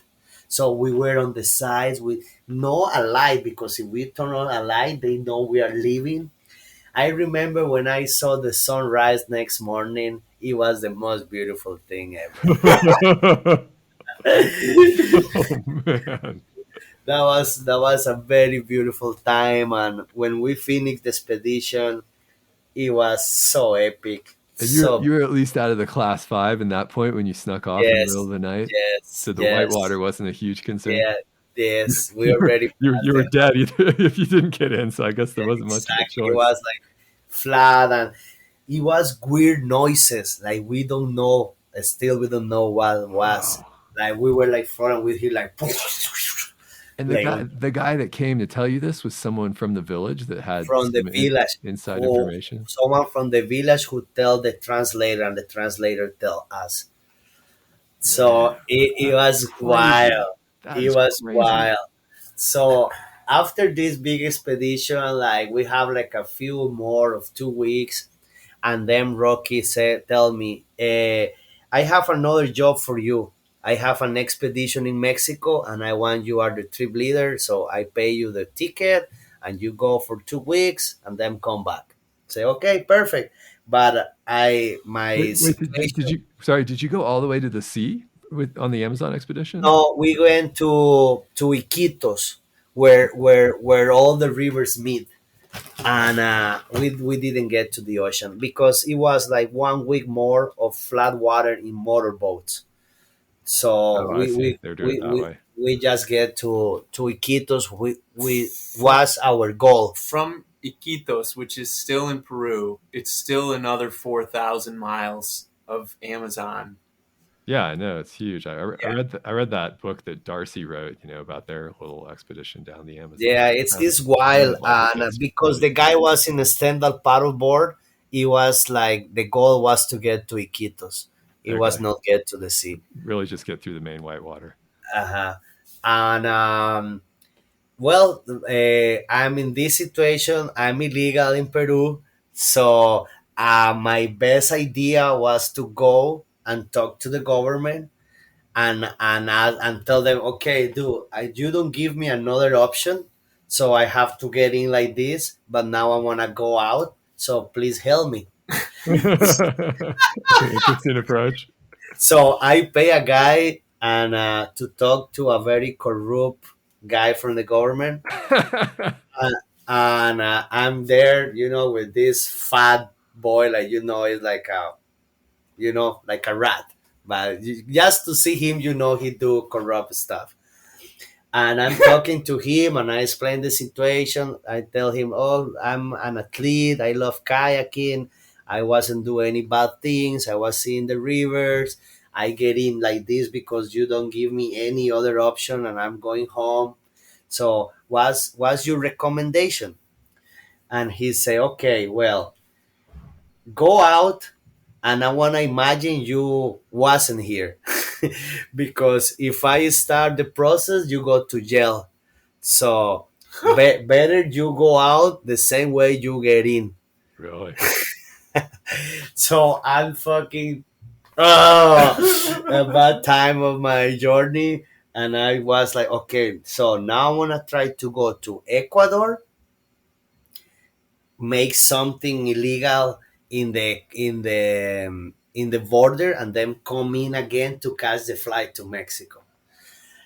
And I leave all my stuff in the warehouse. I get like a little bag with a clothes for the cold, a clothes for the hot, uh, my computer, my GoPro, my drone, and I start the journey. I found on internet like the in Guayaquil, it was like the embassy of Costa Rica. So my idea was to go to the embassy, talk to them, explain the situation, and ask for help. But I didn't have enough money. I didn't just have a little bit for the trip. So I get to Guayaquil, and they say, "Oh, sorry, we just moved to Quito like Oh, yesterday." no way. And from It's just Guayaquil to like 12 Quito, hours away or something. yeah, it's a fucking long way. So I'm fucked again in my journey, Oh, and, and I don't have my kayak, so I'm even more fucked. So I contact friends, and I explain my friends the situation, and one of them say, "Dude, there is a hippie place on the beach in Montañita. Go over there, and for sure you can have a cheap place to stay, and you can get some money there until we help you to see what happened." So I went to Montañita. I went to like a surf school, and because a friend, I was surfing in Peru with them, they recommend me to go to this surf school. So I was very welcome with them. So I was making videos with my GoPro of the surf lessons, charging $5 for packet, and from $5 to $5, I make the money to go to the border, and another friend bring my kayak and my gear. So I oh need wow. to sneak to pick up my kayak, go in again, and when I get my gear and my kayak in Ecuador, it was one of the happiest moments of my life. Wait, After, how do you do that? How are you getting across the border? it's quite easy. Yeah, Like there is always left and right, and they always asking for money. So if you pay as them, long as you give them some cash, it's it's like fine. a highway. Is if you want to do it right, you go this way. If you want to do it north, like north, not right, you go this way. So it's all about the money. So I sneak, so scared. I go back, and I went to Baños first, Antena. Oh my God, it was Hondachi Fest. I have great Nice. kayaking. Then I went to Baeza. I met good friends, Abe, the booth session, and Yeah. I've we, been talking to Abe about coming on the podcast, in fact, yeah, when I was yeah, down he's a there. very good Yeah. friend. Like we spent so much time together, and yeah, I had a great time kayaking in Ecuador. Meanwhile, Rocky's expecting you in Mexico to be working. I tell Rocky, dude, this happened. I'm sorry. I'm not allowed to go back. I cannot do the job for you. And he understand. He knows the situation, and he knows not like I'm lying because I really want to go. It was to Usumacinta, a very nice river in Mexico. So he understood. He was fine with it. And I'm in Ecuador. We had a lot of kayaking, have fun, and then a big earthquake arrived, like destroyed kind of the whole coast. It was so sad. So me and Abe, we were like in a rescue team helping people, and like it was like you see how all your dreams and all you build in your whole life gets destroyed in 1 second. Imagine how that people feel, dude. Like how they don't kind of they don't want to live anymore, and some of them they don't know where is like the people they love. They don't know what, so we were like giving That's, support, like making like security areas, like we build like kitchens and campings and helping people with the kids, and we were working hard for like 2 3 weeks. It was another beautiful lesson of my life. Like one of the biggest lessons I learned is like stronger we are together we are stronger. If like there is I don't know like a group of crabs, the big crabs and the small crabs. The big crabs always fight to see who is the bigger and who gets out of the pocket, and the small crabs they help each other, and they make a chain and they all go out and they build stuff. So hmm, I hear that story when that's everybody cool. was crying and sad, and then after this story, like everybody, all the men start building, start creating like refuge. All the ladies were taking care of the kids, making food for us when we were working so hard. So Hmm. that was beautiful, man. Like to be able to understand how beautiful it is to work as a team, and if you put all your powers together, you are very strong because you put everything in one thing and then it grows. So together we are stronger. And after that, I said, okay, it's time to move. Now let's go to Colombia. Beautiful, my favorite. Oh, Oh my God, yes, beautiful white water, beautiful time. I went to what Medellin. what year was that? Mm, I need to find information a little bit because I don't remember the year, but maybe that was like maybe 7 years ago. Okay. I'm just looking for approximate. Yeah. Just just a side note here, we're now 5,000 miles of hitchhiking without visas, with a couple side trips down the world's deepest freaking gorge. Dodging indigenous people that want to kill you. That Yeah, Yeah, is amazing. it's not home amazing. yet. And guess what? There's the Darien Gap coming up. There's no freaking road. Yeah. Yeah, so I'm in San Gil, and no, in San Gil, in Medellin, and I went to the Samana River. I'm with working and visiting Jules Domain. Is a very good Oh, kayaker, uh-huh. I've heard of them. and Yeah. Colombia expedition, and he do like a 3 days trip, and we were having great time. It's a beautiful river which has like 3 days of class 3 and 4, and then you do the takeout, and then you have like a big gorge of like 5 rapids class 5, Like you cannot scout. You need to read and run. And well, that's when I meet Tyler Brad. And Tyler Brad come to Colombia to visit him. We went in a trip together. And this was one of my heroes when I was a kid, watching videos and see Palus and see all the Congo and stuff he do. So Yeah. it was a very nice moment to meet him because he was so humble, so nice, so generous, always happy, kayaking, catching every wave on the river, catching every eddy, like having great times. Even if it was class 2 and 3, sometimes he was like surfing all the wave, having great time. And we become good friends. So at the end of this trip, he asked, who wants to join me? I want to do the gorge. And we were like maybe 10 kayakers and like 3 rafters. And I was like, dude, I have to go. I have to go with him. If this is kind of my dream, I am with somebody who is my hero, like I really respect. I'm with Jules, him, and me. And then I say, fuck it. I don't know how it will be.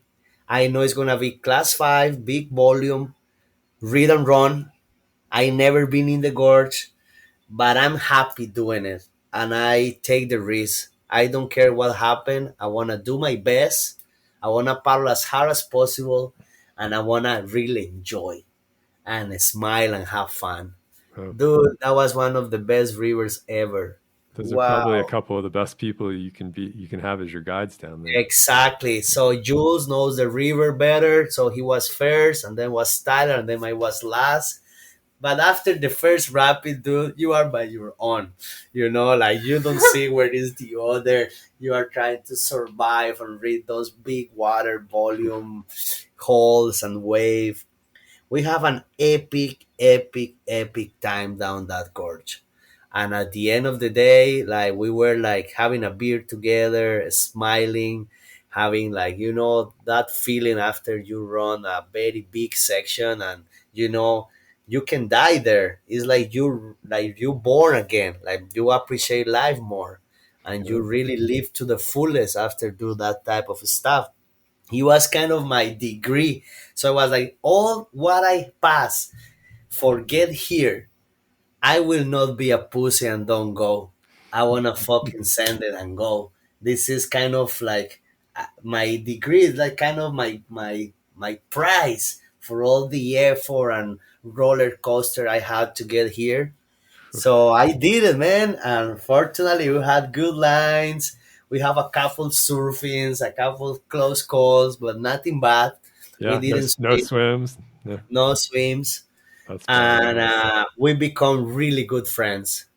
Then he come. I went to San Gil, to another town in Colombia, and he write me an email and say, "Dude, I wanna visit you. I wanna kayak with you more. Where you are?"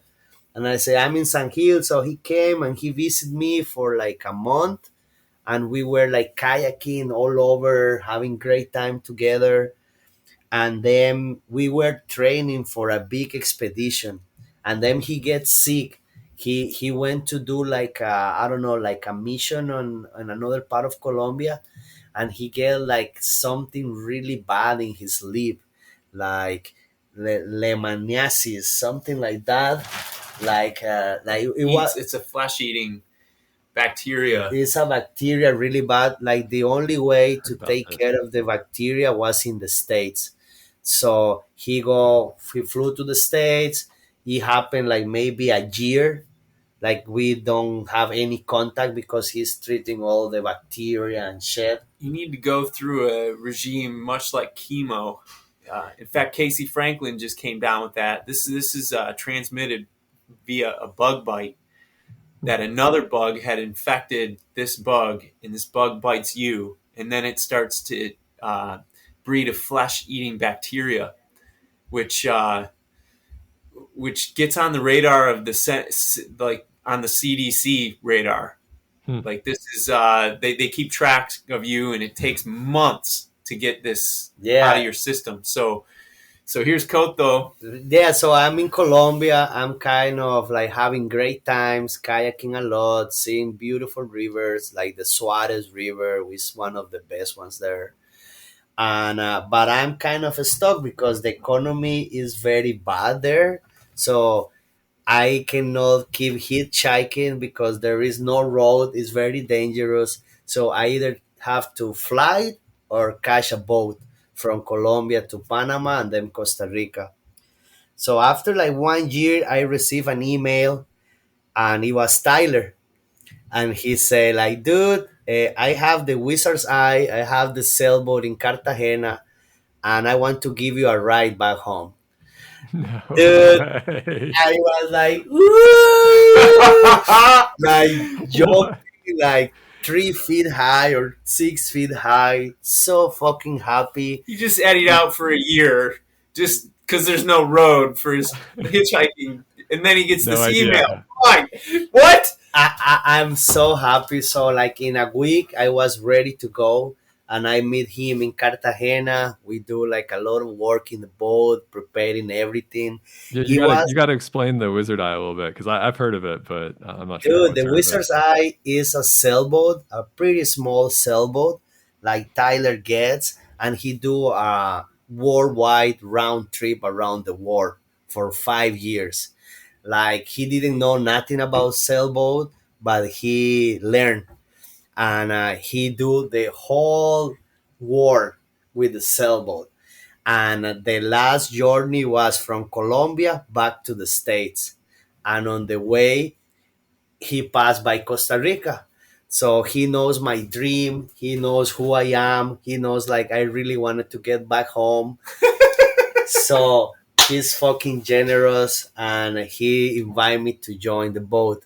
And the boat is like, imagine a boat of dreamers where like the all of them are like superhumans, man. Like they are dreamers, like they dream big, and they make dreams realities.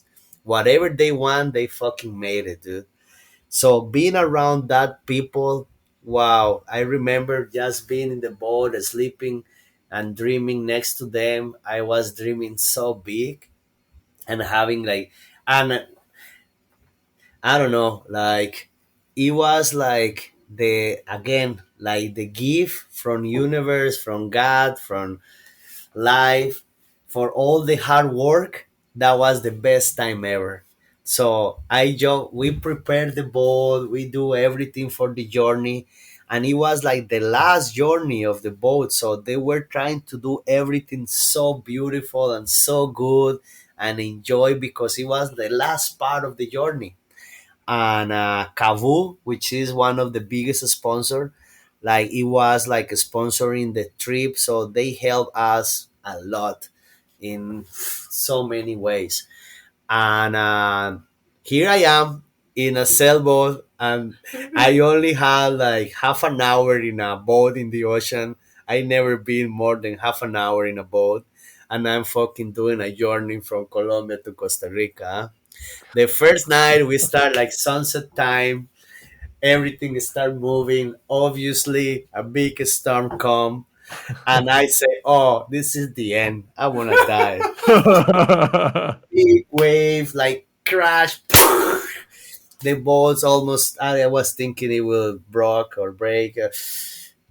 At next day, like in the movies, the ocean was flat. After the Wow. storm, the calm arrived. So everything was in the floor of the boat, even some fish inside. I Wow. remember like we were at the bottom of the boat, and I go up, and it's Tyler, best captain ever. And then the wave, I say, "No, it's dangerous to be here. Go down, go down." And then I was like, "Oh, if this guy is Tyler and he knows how to run all those big rapids, he's the best captain I can ever have." So I just come down and start with my praise. Dude, I was seasickness like so bad. I'll After bet. the third day, I get used to it. And then Well, we get to Panama, and his dad, Bill. Oh, what a person, bro! Like he in that time has like maybe 70, 78, something like that, and he was doing backflips and front flips from the boat, like a really real legend, dude. Like happy, happy, happy soul, That's sharing amazing. great times. And one of his dreams was to cross the Panama Canal. So he joined us for the journey.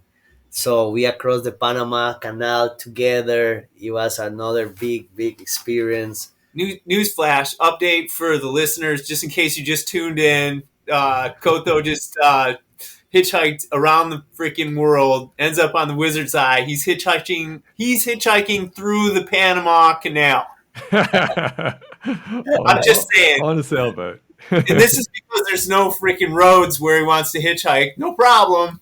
No problem. Yeah, so It's I crazy. feel blessed, and it's all about the rivers and the community and the whitewater love.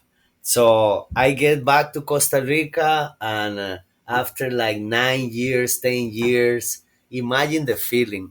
Imagine how happy I was. Oh, Like I remember the last week or the 3 days before getting to Costa Rica, I was like so, I don't know, excited, and at the same time a lot of feelings going through my head. I had a lot of time for write things and feel, sometimes alone looking the stars every 4 hours. Some of the team sleep and you are in charge, so you are in the middle of the night alone. Wow, that was like very, very magical moments. And I get back, I give a hug to my mom, I see my friends. wow. Somehow my friends know like I'm coming, and they was waiting at the marina No with a way. Costa Rican flag, and Ah, Go, go, go, go. I was psyched for you. that was so epic. That was so amazing. And then we have like a week of kayaking in my favorite rivers in the classics.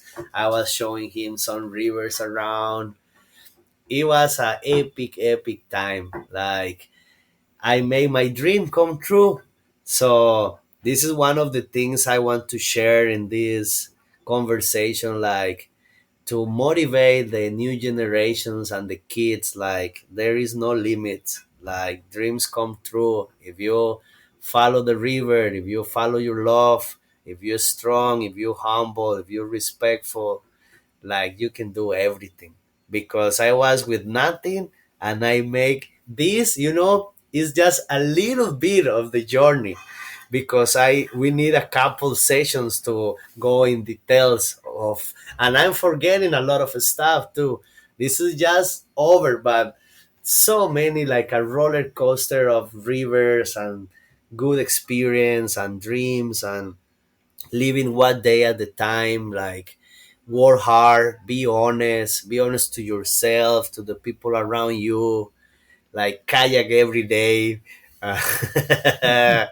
So I am back in Costa Rica, and now is my time to give back and share and motivate kids. So I have like a little, my next dream is to have a kayak school and teach kids like me 20 years ago, where they are inner tubing down the river, and give them a kayak and save their life and give them opportunities to enjoy life differently, because I think the river is like a filter of bad energies. Like when you're on the river, nothing else matter, and it doesn't matter what happened in your house or what situation you are on the river. You kind of free.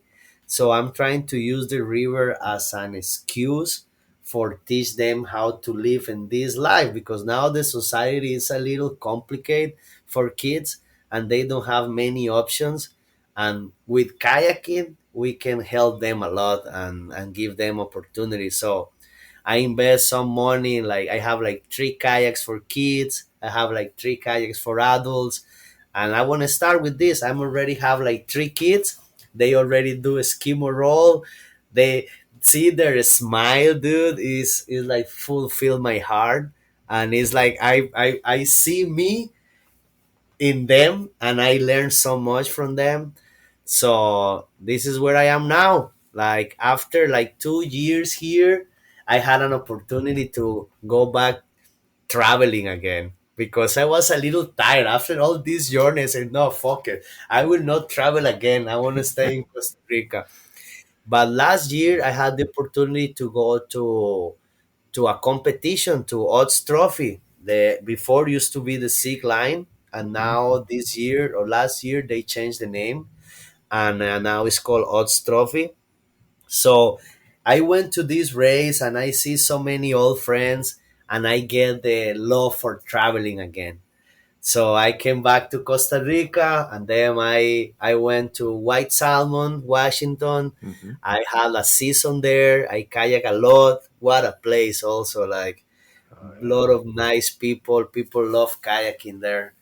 And I went to the Norfolk too.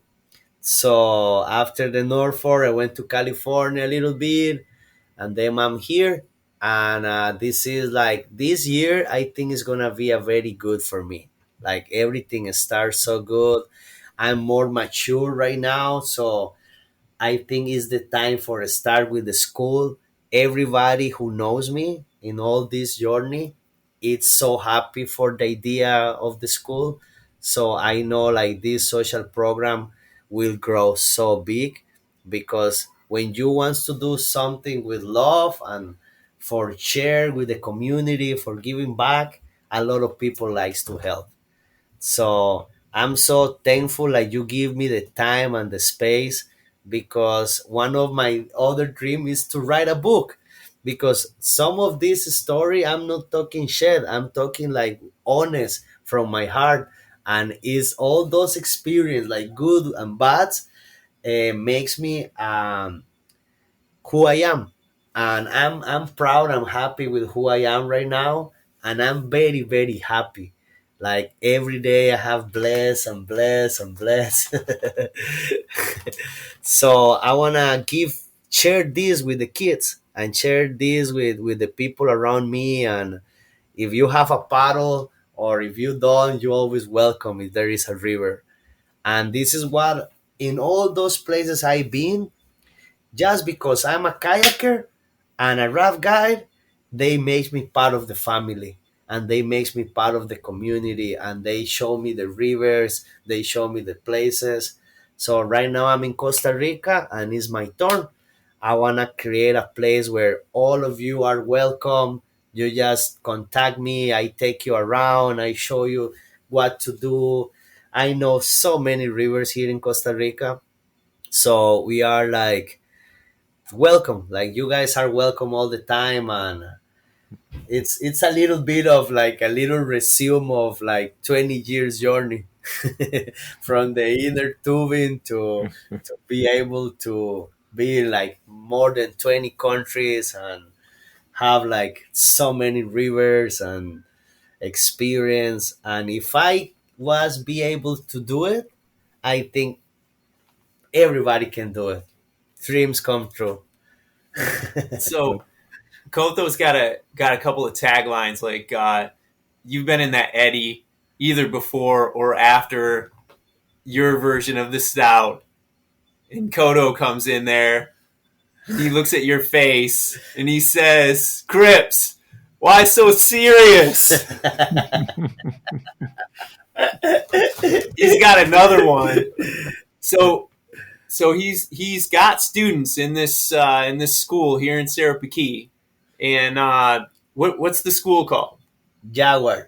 So it's the Jaguar Kayak School that Koto started up here, and he's got another tagline, and this is usually in the eddy above your version of the stout, and he says, "Hey, Crips, paddle hard, save your life." So I guess I'm tagging his Jaguar Kayak School for kids in the Costa Rican Republic here. Paddle hard and save your life, because he says that all the time. He wants to help people paddle hard and save their life.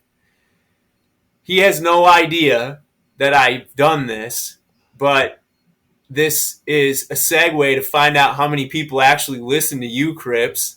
I have created a GoFundMe, and through a few details, hopefully some of the dirtbag or more affluent dirtbag kayakers who have a few extra pennies in their pocket can support Coto's school for kids. So here's the deal: there's not there's Four Corners River Sports doesn't exist here in Costa Rica. I can't go get a kayak skirt. So my idea is to generate a pool of money specifically for gear, and then the dirt bags can get it here somehow, whether that's me or Travis or y'all who come down here to visit Coto can bring some stuff.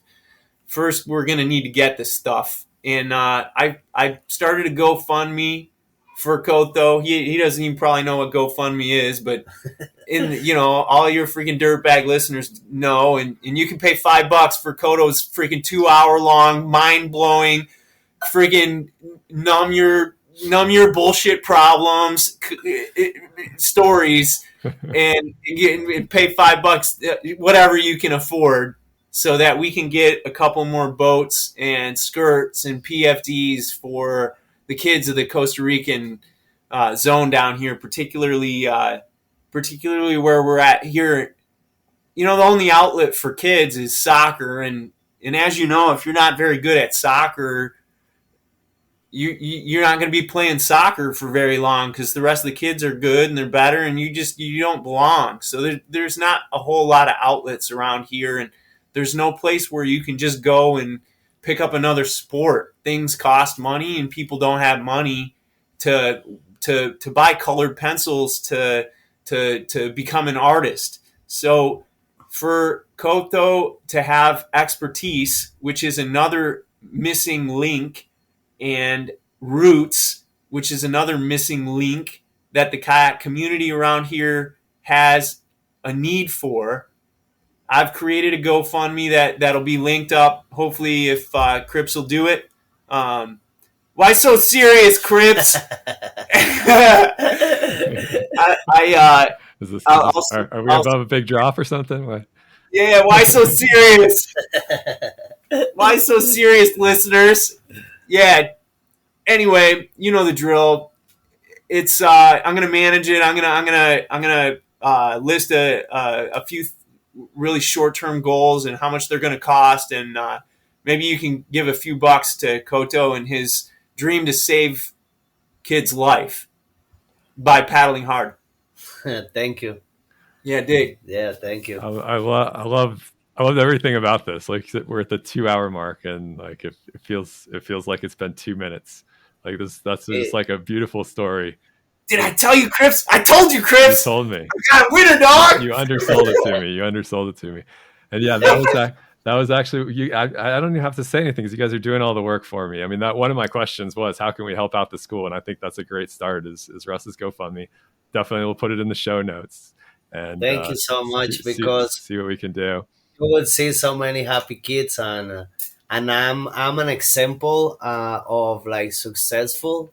Like, those kids will be like, they don't know what is the river, and my goal is to show the river to them, and then the river do his work. How we do it with you, with me, with everybody who is a kayaker. You know what I'm talking. Like, somehow we have different things in our life, and when we meet the river help us to go through and make us, like, I don't know, stronger in many ways. So I just want to share that with the community, and they need it. They deserve it. I mean, like, we can help. I can do that. I will be so happy, and you are always welcome, and everybody. Another of my ideas is like to invite my friends to come and teach them and give them like advice, or like get the best of all the community and put it together, and you guys have a place to stay and food and whatever you need. I ended the interview here, but I'm so grateful to Coto for spending the time to share his incredible story. It reminds me of how, especially when I was younger, whenever I got on a plane to go to a foreign country, it never felt like it would actually work, that in less than a day on a plane, you walk off and enter an entirely different world. But there is a huge world out there that's more accessible than we think. And Coto's story puts into perspective all the bullshit walls and excuses we put into place that prevent us from seeing it. Anyway, I've included a link to Russ's GoFundMe page for Coto at the top of the show notes. I'm not here to promote anything, but this interview reinforces to me the beauty of the river community. And damn it, I guess this podcast episode is going to cost me some money because it inspired me to donate. I think it's worth dropping a few bucks on. I've known Russ for years, and you can definitely feel confident that any money will go directly towards the Coto's kayak program. So to Coto, I'm waiting for that book to come out. I'll be the first in line to buy it. And to the rest of you, why so serious?